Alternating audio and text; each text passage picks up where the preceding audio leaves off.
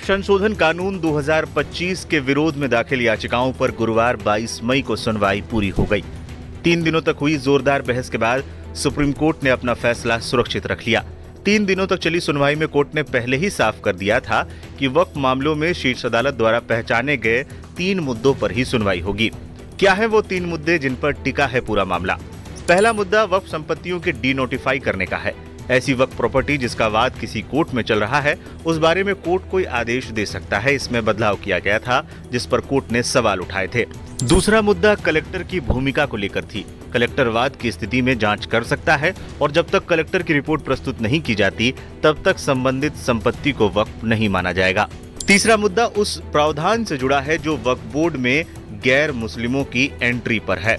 22 मई को वक्फ संशोधन कानून पर अंतरिम रोक के मुद्दे पर केंद्र सरकार ने सुप्रीम कोर्ट में बहस पूरी कर ली। इस दौरान सरकार ने कानून पर अंतरिम रोक लगाने का जोरदार विरोध किया। सरकार की तरफ से पक्ष रखते हुए एसजी तुषार मेहता ने कई दलीलें दी। इसके बाद इसका जवाब देते हुए कानून का विरोध करने वाले पक्षकारों के वकील, जिनमें कपिल सिब्बल, अभिषेक मनु सिंघवी और राजीव धवन शामिल थे, ने जोरदार बहस की। इस वीडियो में दोनों पक्षों की ओर से रखे गए कुछ महत्वपूर्ण दलीलों को जानेंगे। केंद्र सरकार की ओर से तुषार मेहता ने रखी ये दलीलें। वक्फ का मतलब होता है खुदा के लिए स्थायी समर्पण।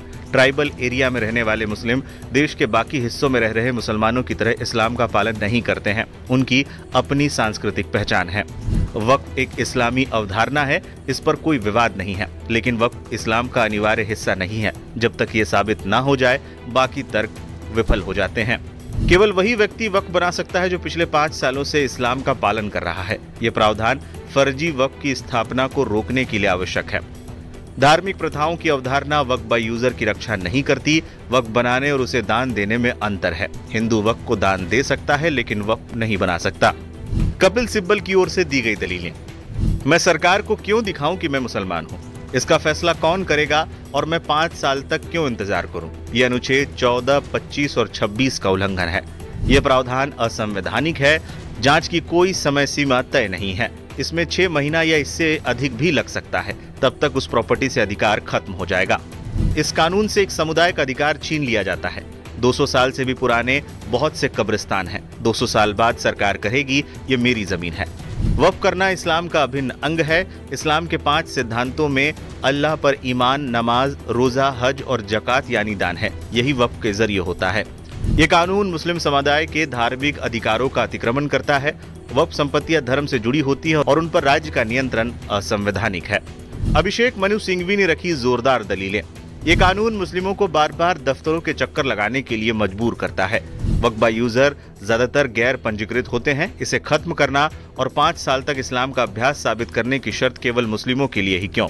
सरकार कहती है 2013 के बाद वक्फ संपत्तियों में 116% की वृद्धि हुई। ये वृद्धि नहीं बल्कि डिजिटाइजेशन का नतीजा है। वही कानून कभी वक्फ को जमीन देता है तो कभी छीन लेता है। कानून भगवान नहीं बन सकता। कोई भी नियम या कानून वक्फ बाय यूजर नहीं बनाता, बल्कि इसे सिर्फ मान्यता देता है। वरिष्ठ वकील राजीव धवन ने दी ये दलीलें। अगर वेदों की बात करें तो मंदिर भी हिंदुओं का अनिवार्य हिस्सा नहीं है। वेदों के मुताबिक अग्नि, इंद्र, वायु आदि होते हैं। यह सच है कि कुरान में कहीं वक्फ का उल्लेख नहीं है, लेकिन वक्फ का जिक्र हदीस में आता है और जेपीसी ने भी इस बात को माना है। ये कानून धर्मनिरपेक्षता के खिलाफ है। ब्रिटिश काल में भी वक्फ की परिभाषा में बदलाव नहीं किया गया।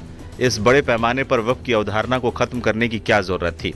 ये हर धर्म के लिए खतरा है। ये कानून अनुच्छेद 25, 26 और 29 का उल्लंघन करता है। अनुच्छेद 29 सांस्कृतिक संरक्षण का अधिकार देता है। इसे छीनने से धर्मनिरपेक्ष ढांचा खत्म हो जाएगा। बताते चलें, दोनों पक्षों को लगातार 3 दिन तक सुनने के बाद कोर्ट ने अपना फैसला सुरक्षित रख लिया। बताते चलें, इस मंगलवार से नए सीजीआई बीआर गवई की बेंच ने वक्फ संशोधन कानून को चुनौती देने के लिए दाखिल याचिकाओं पर सुनवाई शुरू की थी। इससे पहले पूर्व मुख्य न्यायाधीश संजीव खन्ना इस मामले को देख रहे थे, लेकिन रिटायरमेंट से पहले उन्होंने मामला जस्टिस बीआर गवई की बेंच को ट्रांसफर कर दिया था।